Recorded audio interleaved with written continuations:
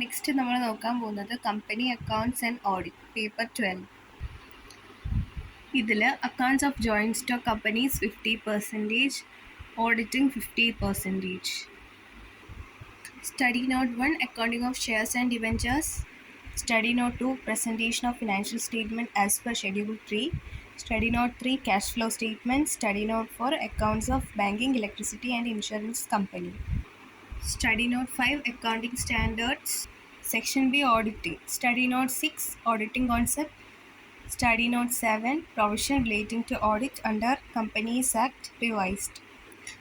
Section A accounts of joint stock companies.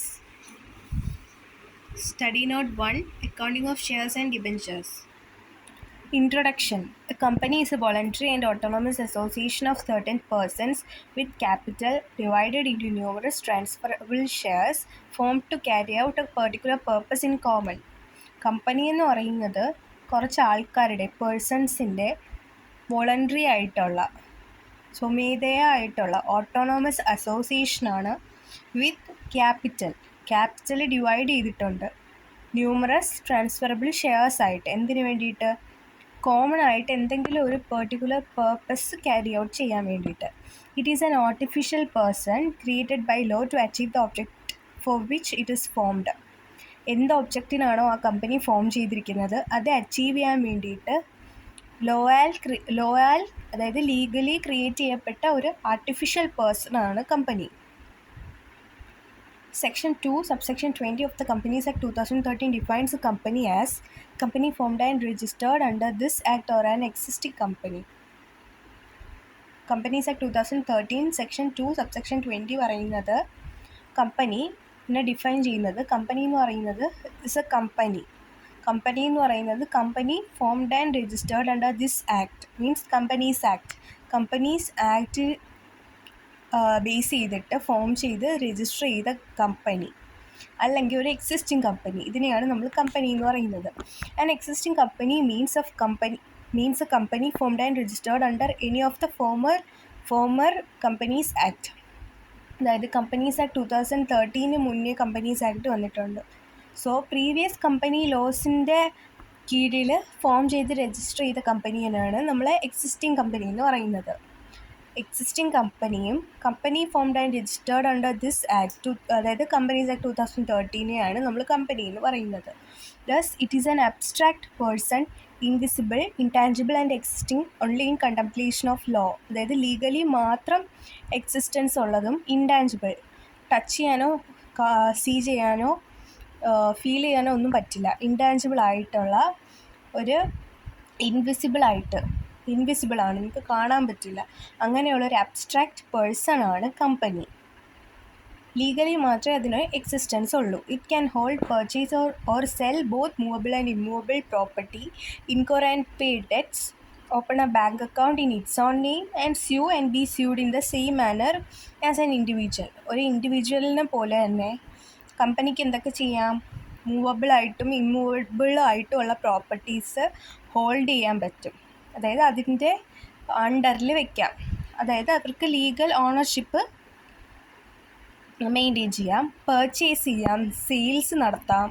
മാത്രമല്ല debts incur ചെയ്യാം, അത് പേ ചെയ്യാം. ബാങ്ക് അക്കൗണ്ട് സ്വന്തം നെയിമിൽ കമ്പനിക്ക് തന്നെ ഓപ്പൺ ചെയ്യാൻ പറ്റും. സ്യൂ ചെയ്യപ്പെടാനും പറ്റും ആസ് ആൻ ഇൻഡിവിജ്വൽ. ഒരു ഇൻഡിവിജ്വലിനെ പോലെ തന്നെ ഇൻഡിവിജ്വലിന് എന്തെല്ലാം റൈറ്റ്സ് ഉണ്ടോ അതുപോലത്തെ റൈറ്റ്സ് തന്നെ കമ്പനിക്കും ഉണ്ട്. Since it is an artificial person, എന്നിരുന്നാൽ കൂടി നമ്മൾ ഈ പറയുന്ന റൈറ്റ്സ് ഒക്കെ കമ്പനിക്ക് കൊടുക്കുന്നുണ്ട്. Law creates it and law can only dissolve it. ലീഗലിയാണ് നമ്മൾ കമ്പനിയെ ക്രിയേറ്റ് ചെയ്യുന്നത്. സോ ലീഗലി മാത്രമേ നമുക്കതിനെ ഡിസോൾവ് ചെയ്യാൻ പറ്റുള്ളൂ. Its existence is all together independent of the life of its members. ഇത് കമ്പനിയുടെ മെമ്പേഴ്സിൻ്റെ എക്സിസ്റ്റൻസ് അല്ലെങ്കിൽ അവരുമായിട്ട് ഒരു ബന്ധമില്ല കമ്പനിയുടെ എക്സിസ്റ്റൻസിന്. Company goes on for ever even if the members may come and go. Members വരാൻ പോവാം, പക്ഷേ company goes on for ever until its dissolution വരെ. Members may come and go but the company would go on for ever. നമ്മൾ പറഞ്ഞ പോലെ തന്നെയാണ്, members വരും പോവും, പക്ഷേ കമ്പനി ഫോർ എവർ അത് കണ്ടിന്യൂ ചെയ്യും. Transferability of shares has given perpetual succession to a company. Perpetual succession means shares നമുക്ക് ട്രാൻസ്ഫർ ചെയ്യാൻ പറ്റും. പെർപെച്വൽ സക്സഷൻ മീൻസ് ഒരാളുടെ കയ്യിൽ നിന്ന് നെക്സ്റ്റ് ആളുടെ കയ്യിലേക്ക് ട്രാൻസ്ഫർ ചെയ്ത് പോകുന്നതിനെയാണ് നമ്മൾ ഈ ഹെറിഡിറ്റി പോലെ പോകുന്നതിനെയാണ് പെർപെച്വൽ സക്സഷൻ എന്ന് പറയുന്നത്.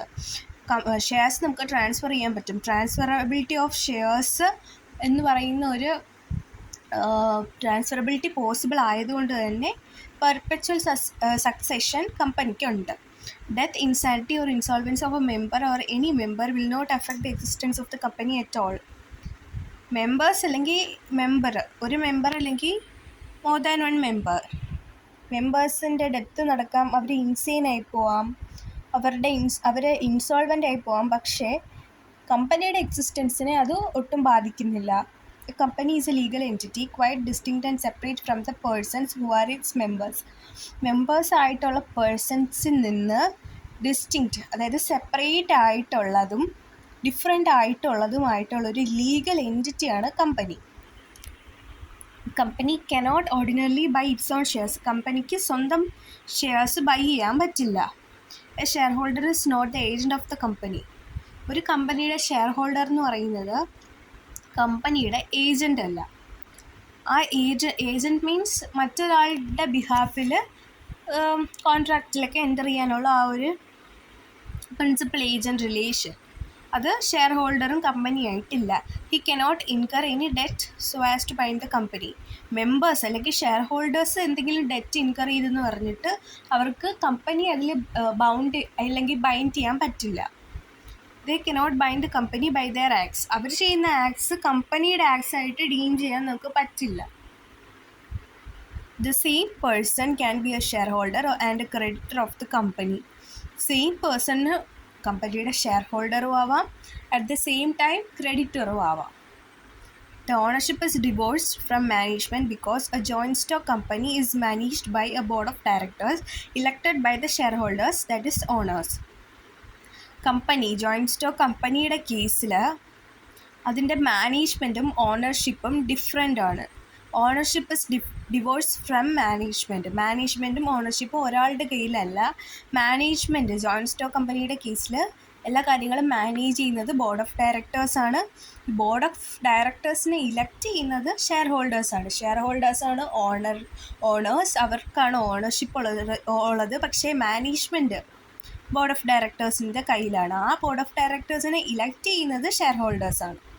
Next, characteristics of a company. കമ്പനിയുടെ ക്യാരക്ടറിസ്റ്റിക്സ് ആണ് പറയുന്നത്. The main characteristics of a company are: it is a distinct legal person existing independent of its മെമ്പേഴ്സിൽ നിന്ന് ഡിസ്റ്റിങ്ക്റ്റ് ആയിട്ടുള്ള, സെപ്പറേറ്റ് ആയിട്ടുള്ള, ഡിഫറെൻ്റ് ആയിട്ടുള്ള ഒരു ലീഗൽ പേഴ്സൺ ആണ് ആര്? കമ്പനി. അതായത് സെപ്പറേറ്റ് ലീഗൽ എക്സിസ്റ്റൻസ് ഉണ്ട്. Liability of the members is limited to the extent of the face value of shares held by them. Share holders അല്ലെങ്കിൽ മെമ്പേഴ്സ് ഹെൽഡ് ചെയ്തിരിക്കുന്ന ഷെയർസിൻ്റെ ഫേസ് വാല്യൂ എന്താണോ അതുവരെയുള്ള ലയബിലിറ്റി മാത്രമേ മെമ്പേഴ്സിനുള്ളൂ. അതായത് മെമ്പേഴ്സിൻ്റെ ലയബിലിറ്റി ലിമിറ്റഡ് ആണ്. It has a perpetual succession, that is, the members of the company may keep on changing from time to time, but this does not affect the company's continuity. അതായത് perpetual succession ഉണ്ട് കമ്പനിക്ക്. അതായത് കമ്പനിയുടെ members change ചെയ്തുകൊണ്ടേ ഇരിക്കാം from time to time, പക്ഷേ അത് കമ്പനിയുടെ കണ്ടിന്യൂറ്റീനെ affect ചെയ്യില്ല. ഇതിനെയാണ് പെർപെച്വൽ സക്സഷൻ എന്ന് പറയുന്നത്. The shares of company are freely transferable except in case of a private limited company. ഒരു എക്സെപ്ഷൻ പറയുന്നുണ്ട്. പ്രൈവറ്റ് ലിമിറ്റഡ് കമ്പനിയുടെ കേസ് മാറ്റി നിർത്തുവാണെങ്കിൽ ബാക്കി എല്ലാ കേസസിലും കമ്പനിയുടെ ഷെയർസ് ഫ്രീലി ട്രാൻസ്ഫറബിൾ ആണ്. പബ്ലിക്കിന് ട്രാൻസ്ഫറബിലിറ്റി ഓഫ് ഷെയർസ് ഉണ്ട്. പക്ഷേ പ്രൈവറ്റ് ലിമിറ്റഡ് കമ്പനിയുടെ കേസിൽ ഒരു എക്സെപ്ഷനുണ്ട്. ഈ company being A legal person is capable of owing, enjoying and disposing of the property in its own name. Company ഒരു ലീഗൽ പേഴ്സൺ ആയതുകൊണ്ട് തന്നെ സ്വയം ചെയ്യാൻ പറ്റും, എൻജോയ് ചെയ്യാൻ. ഓണിങ് ആയിരിക്കും ഇവിടെ മീൻസ് അവർക്ക് ഓൺ ചെയ്യാം, ഓൺ ചെയ്യാം, എൻജോയ് ചെയ്യാം, ഡിസ്പോസ് ചെയ്യാം. എന്ത് പ്രോപ്പർട്ടി അതിൻ്റെ നെയിമിൽ തന്നെ, അതായത് അസറ്റ്സ് കമ്പനിയുടെ നെയിം, കമ്പനിയുടെ അസറ്റ്സ് ആണ്, കമ്പനിയുടെ നെയിമിൽ തന്നെ അത് ഓൺ ചെയ്യാം, അല്ലെങ്കിൽ അത് എൻജോയ് ചെയ്യാം, അത് ഡിസ്പോസ് ചെയ്യാം, സെയിൽസ് നടത്താം, ഇതെല്ലാം ചെയ്യാം.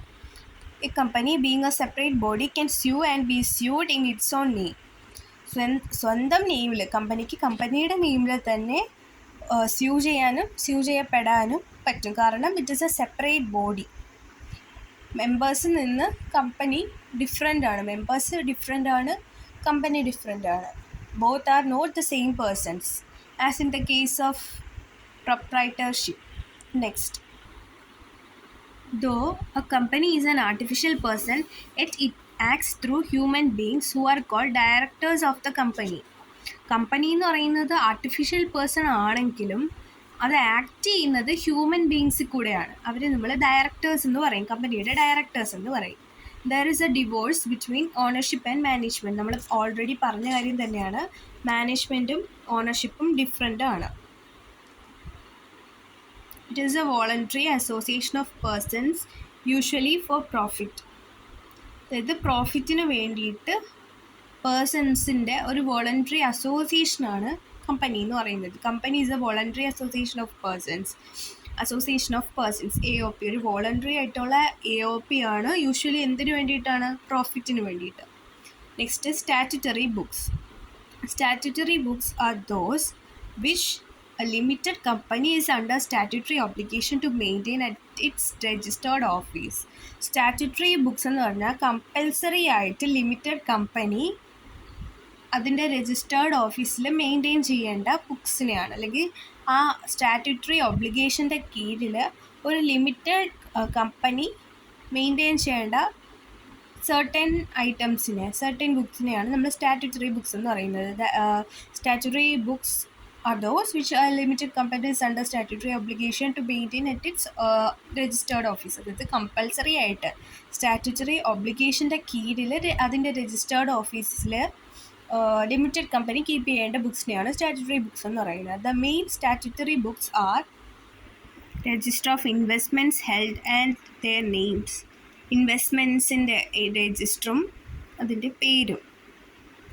Register of investments held and their names. ആരാണോ ഇൻവെസ്റ്റ്മെൻറ്റ് ഹോൾഡ് ചെയ്യുന്നത് അവരുടെ പേരും ആ ഇൻവെസ്റ്റ്മെൻറ്റ്സിൻ്റെ പേരും. അതിൻ്റെ രജിസ്റ്റർ ഓഫ് ചാർജസ്. എന്തെങ്കിലും അസറ്റ്സ് ചാർജ് ചെയ്തിട്ടുണ്ടെങ്കിൽ അതിൻ്റെ രജിസ്റ്റർ ഓഫ് മെമ്പേഴ്സിൻ്റെ ഡീറ്റെയിൽസ് ഉള്ള register of debenture holders, annual general മീറ്റിങ്ങിലുള്ള ആനുവൽ റിട്ടേൺസ്, പിന്നെ minutes book, register of contracts, register of directors, register of share holdings of the directors, register of loans to companies under the same management, register of investment in the shares of other companies.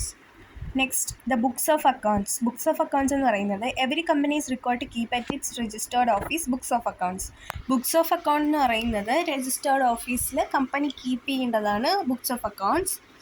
These books are to be maintained in such a way so as to disclose. എന്തൊക്കെ കാര്യങ്ങൾ ഈ books of accounts maintain ചെയ്യണം, അല്ലെങ്കിൽ books of accounts നമ്മൾ maintain ചെയ്യണം, എന്ത് രീതിയിൽ, എന്തൊക്കെ കാര്യങ്ങൾ അത് ഡിസ്ക്ലോസ് ചെയ്യണം എന്നാണ് പറയുന്നത്.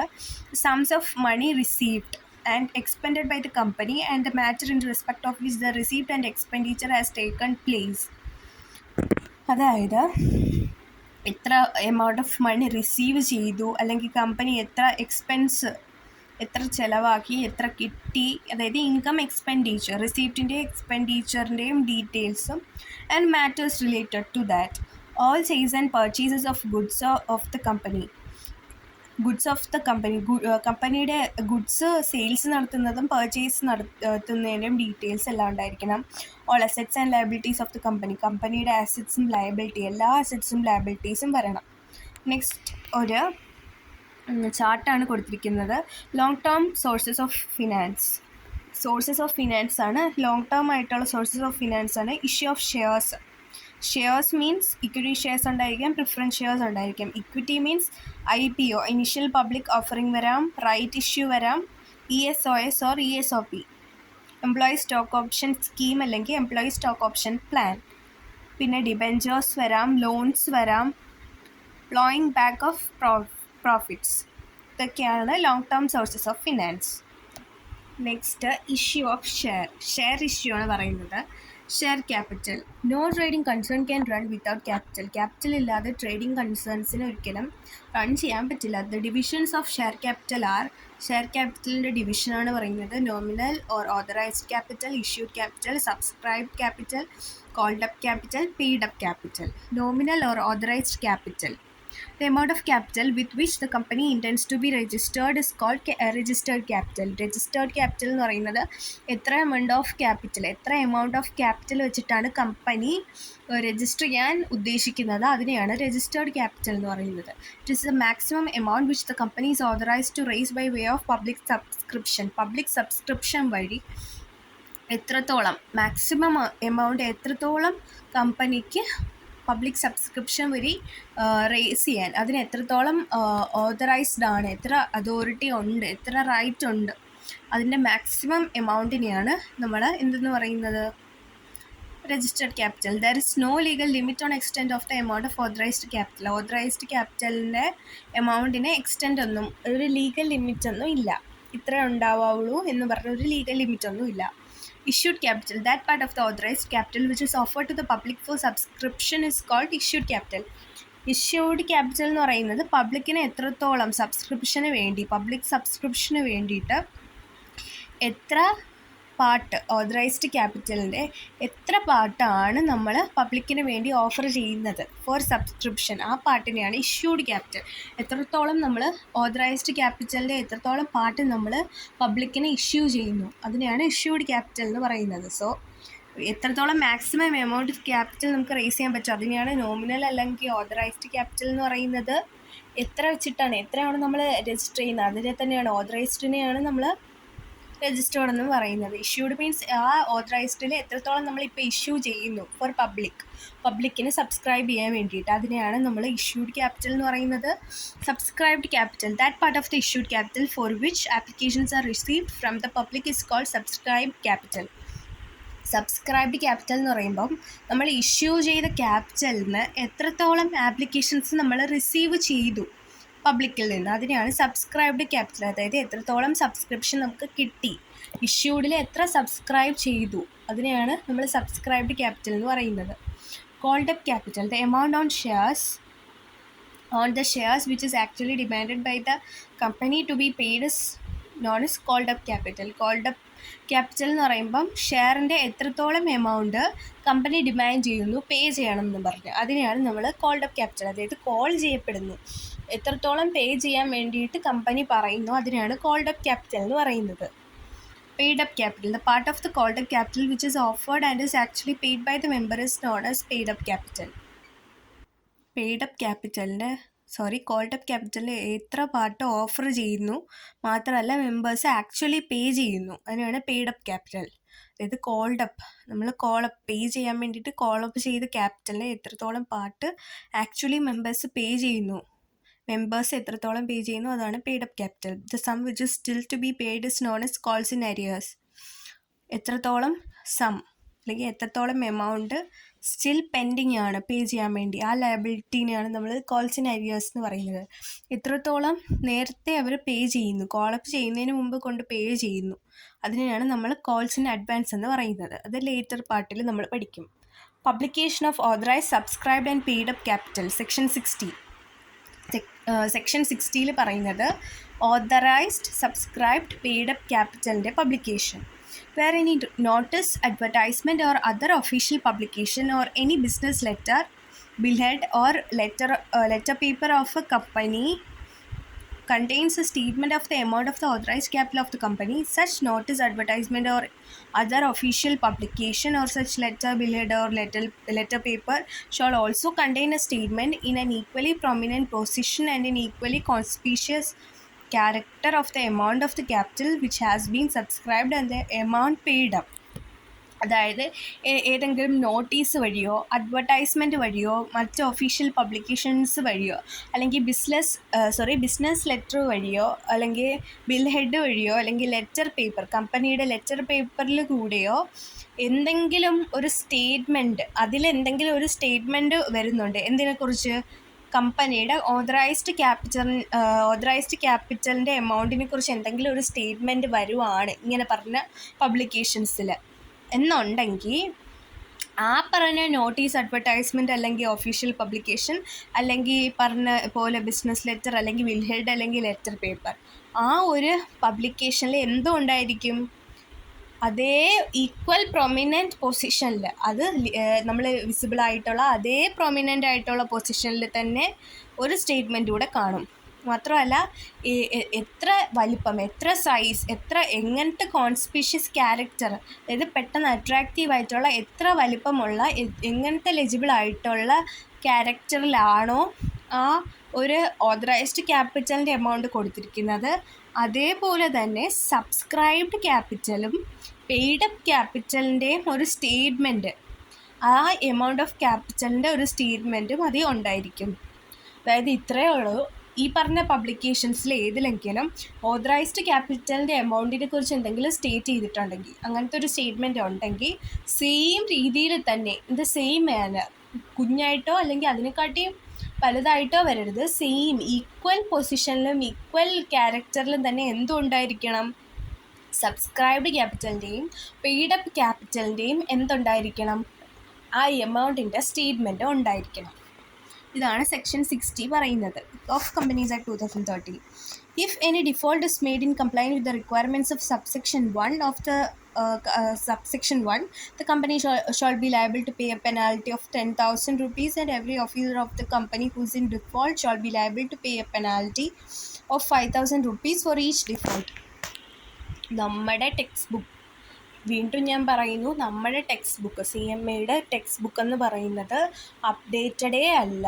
ഇത് പഴയ കാര്യങ്ങളാണ് പറയുന്നത്. പെനാൽറ്റീസും ലിമിറ്റ്സും എല്ലാം മാറിയിട്ടുണ്ടായിരിക്കും. ഈ ടെക്സ്റ്റ് കൊടുത്തിരിക്കുന്ന ലിമിറ്റ്സാണ് ഞാൻ പറയുന്നത്. ഫോർ അപ്ഡേഷൻ നിങ്ങൾക്ക് വേണമെങ്കിൽ പുതിയ ലിമിറ്റ്സും പെനാൽറ്റീസും എല്ലാം സെർച്ച് ചെയ്ത് നോക്കാം. ICAIയുടെ സൈറ്റിൽ പോയി നോക്കിയാൽ നിങ്ങൾക്ക് അപ്ഡേറ്റഡ് ആയിട്ടുള്ള ടെക്സ്റ്റ് ബുക്ക് കിട്ടും. അതിൽ നിന്ന് വേണമെങ്കിൽ നിങ്ങൾക്ക് എല്ലാ എമൗണ്ട്സും പെനൽറ്റീസും എല്ലാ എമൗണ്ട്സും ലിമിറ്റ്സ് എല്ലാം നോക്കാം. സോ ഇവിടെ പറയുന്നത് ഈ നമ്മൾ സെക്ഷൻ 60 സബ്സെക്ഷൻ 1 പറഞ്ഞ എന്തെങ്കിലും റിക്വയർമെൻറ്റ്സ് കംപ്ലൈ ചെയ്ത് എന്തെങ്കിലും ഡിഫോൾട്ട് വരുവാണെങ്കിൽ കമ്പനിക്ക് പെനൽറ്റി 10,000 rupees. മാത്രമല്ല officers in default, every officer in ഡിഫോൾട്ടിലുള്ള എല്ലാ ഓഫീസേഴ്സിനും ഒരു പെനാൽറ്റി വരുന്നത് 5,000 rupees ആണ് ഓരോ ഡിഫോൾട്ടിനും. സോ ഇത്രയേ ഉള്ളൂ. Next, issue of application forms for securities. Section 33. No form of application for the purchase of any of the securities of company shall be issued unless such form is accompanied by an abridged prospectus. Abridged prospectus എന്ന് പറയുന്നത് a kind of prospectus ആണ്.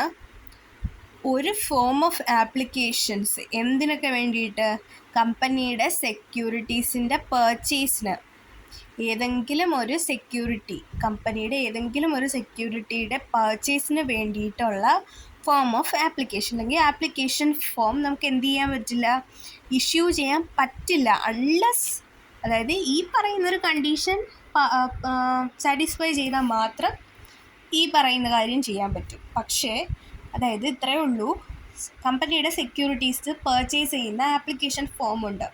അത് നമുക്ക് issue ചെയ്യണമെങ്കിൽ എന്ത് condition satisfy ചെയ്യണം, ആ ഫോമിൽ ഇസ് അക്കമ്പനീഡ് ബൈ അബ്രിഡ്ജ്ഡ് പ്രോസ്പെക്ടസ്. ആ ഫോം അബ്രിഡ്ജ്ഡ് പ്രോസ്പെക്ടസാൽ അക്കമ്പനി ചെയ്യപ്പെടണം. അങ്ങനെ അബ്രിഡ്ജ്ഡ് പ്രോസ്പെക്ടസ് വഴി അക്കമ്പനി ചെയ്യുന്നില്ല ഈ ആപ്ലിക്കേഷൻ ഫോമെങ്കിൽ ഇങ്ങനെയുള്ളൊരു പർച്ചേസ് ഓഫ് സെക്യൂരിറ്റിക്ക് വേണ്ടിയിട്ടുള്ള ആപ്ലിക്കേഷൻ ഫോം നമുക്ക് ഇഷ്യൂ ചെയ്യാൻ പറ്റില്ല. സോ ആപ്ലിക്കേഷൻ ഫോം നമുക്ക് ഇഷ്യൂ ചെയ്യണമെങ്കിലുള്ള കണ്ടീഷനാണ് ഈ പറയുന്നത്. Next, provided that Nothing in this subsection shall apply if it is shown that the form of application was issued.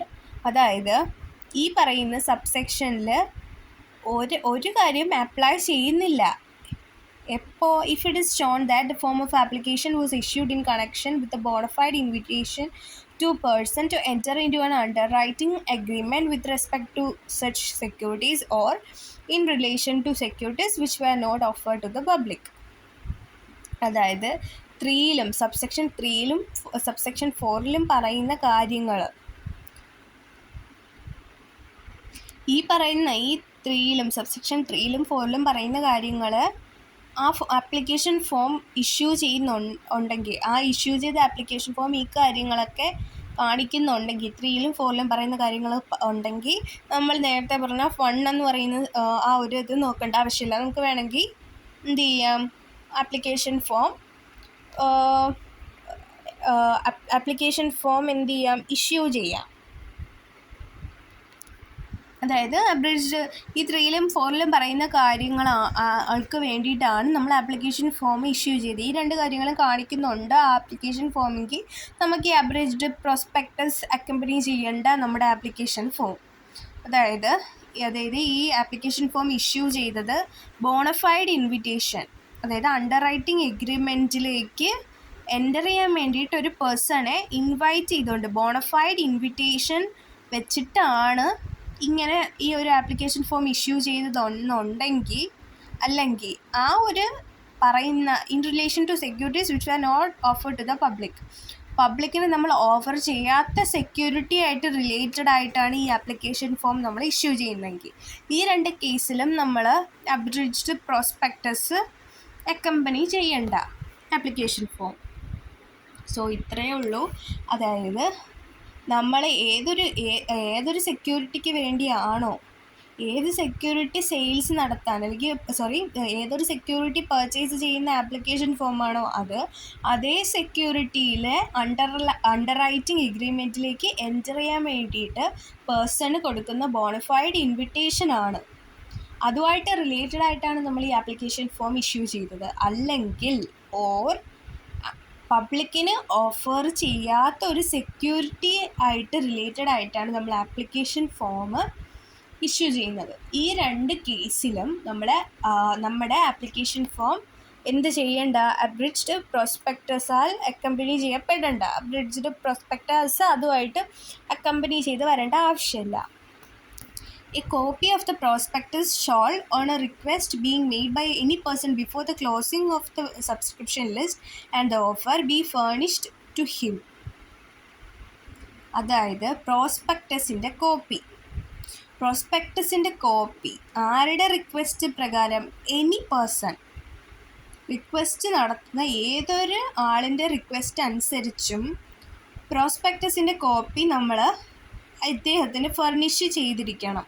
എന്തിനു മുന്നേ, ഓഫർ അല്ലെങ്കിൽ സബ്സ്ക്രിപ്ഷൻ ലിസ്റ്റ് ക്ലോസ് ചെയ്യുന്നതിന് മുന്നേ, before the closing of the offer, ആ offer close ആവുന്നതിന് മുമ്പേ, offer ക്ലോഷറിന് മുന്നേ അല്ലെങ്കിൽ സബ്സ്ക്രിപ്ഷൻ ലിസ്റ്റ് ക്ലോസ് ചെയ്യുന്നതിന് മുന്നേ എന്ത് ചെയ്യണം,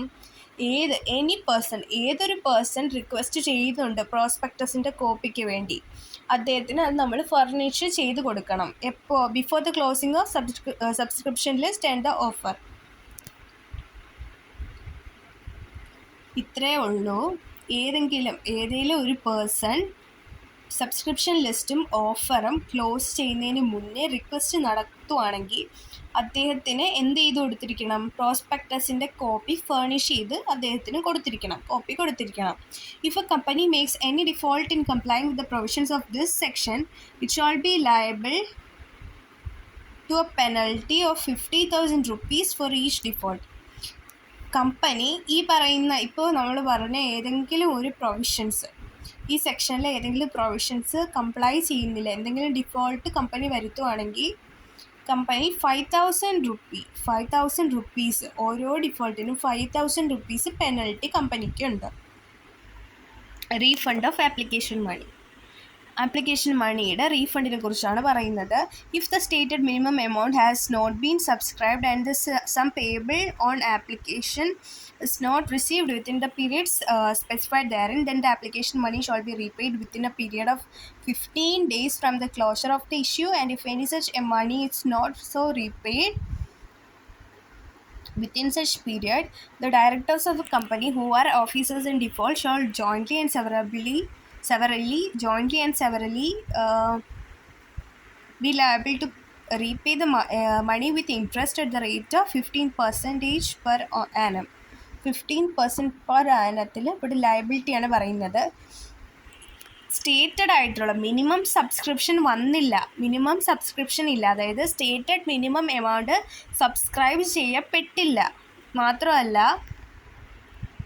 പറഞ്ഞ സമയത്തിനുള്ളിൽ ആപ്ലിക്കേഷൻ മണി നമുക്ക് റിസീവ് ചെയ്തില്ല. അതായത് ഇത്രയേ ഉള്ളൂ. മിനിമം സബ്സ്ക്രിപ്ഷൻ 90% മിനിമം സബ്സ്ക്രിപ്ഷൻ നടന്നില്ല. മാത്രമല്ല ആപ്ലിക്കേഷൻ മണി നമുക്ക് റിസീവ് ചെയ്തില്ല വിത്തിൻ ദ സ്പെസിഫൈഡ് പീരിയഡ്. എന്ത് ചെയ്യണം? ഈ കിട്ടിയ ആപ്ലിക്കേഷൻ മണി നമ്മൾ within a period of 15 days from closure of issue close ആവുന്നതിൻ്റെ 15 daysനുള്ളിൽ വെച്ച് തന്നെ ഈ ആപ്ലിക്കേഷൻ മണി നമ്മൾ തിരിച്ച് റീപേ ചെയ്യണം. മാത്രമല്ല എന്തെങ്കിലും മണി ഇങ്ങനെ പറഞ്ഞ പീരിയഡ് 15 days എന്ന് പറയുന്ന ഫ്രം ദ ക്ലോഷർ ഓഫ് ഇഷ്യൂവിനുള്ളിൽ റീപേ ചെയ്ത് കൊടുത്തിട്ടില്ല എന്നുണ്ടെങ്കിൽ കമ്പനിയുടെ ഡയറക്ടേഴ്സ്, അവരാണ് officers in default joint liability വരുന്നുണ്ട്. സെവറലി ജോയിൻ്റ്ലി മീൻസ് അവർ ഒരുമിച്ച്, മാത്രമല്ല ഓരോരുത്തർക്കും എന്ത് വരുന്നുണ്ട്? ലയബിലിറ്റി. ആ മണി റീപേ ചെയ്യണം വിത്ത് ഇൻട്രസ്റ്റ് പെർസെൻറ്റേജ് എന്ന് പറയുന്നത് 15% per annum ആണ്. The application money to be refunded shall be credited only to the bank account from which the subscription was remitted. ഏത് ബാങ്ക് അക്കൗണ്ടിൽ നിന്നാണോ ആപ്ലിക്കേഷൻ മണി നമുക്ക് റെമിറ്റ് ചെയ്യപ്പെട്ടത്, സബ്സ്ക്രിപ്ഷൻ മണി ഏത് ബാങ്ക് അക്കൗണ്ടിലാണോ നമുക്ക് റെമിറ്റ് ചെയ്യപ്പെട്ടത്, അതേ ബാങ്ക് അക്കൗണ്ടിൽ മാത്രമേ റീഫണ്ട് ചെയ്യുന്ന മണി ക്രെഡിറ്റ് ചെയ്യാൻ പാടുള്ളൂ.